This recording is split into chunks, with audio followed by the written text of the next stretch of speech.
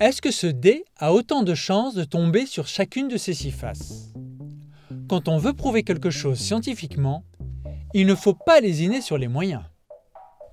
Pour étudier les probabilités, il faut d'abord déterminer le nombre de cas possibles. Pour ce dé, c'est simple, 6 faces, ce que l'analyse combinatoire dénomme l'univers. Ensuite, il faut dénombrer le nombre d'occurrences pour chacun de ces cas. Nous devons donc lancer ce dé des centaines de fois, ce qui serait long et fastidieux. Heureusement, voici 1000 dés, ni plus ni moins.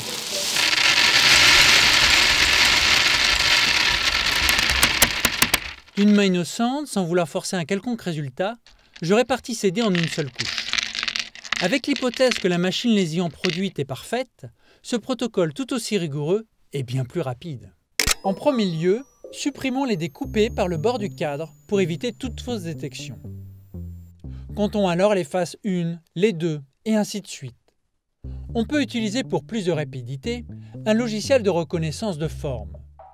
Le résultat tombe à 1% près, c'est la même probabilité. Et je peux supputer que le hasard est responsable de l'écart entre la théorie et la fréquence obtenue pour chacune des faces. Quoique, je peux aussi considérer que cet écart est dû à une erreur du procédé de fabrication. Regardez, les faces 1 et 2 sont plus écartées du résultat théorique que les autres. Je peux reproduire cette expérience des millions de fois. J'utiliserai les mêmes résultats, soit pour prouver une théorie d'équiprobabilité, soit son contraire, une théorie de dés imparfaits.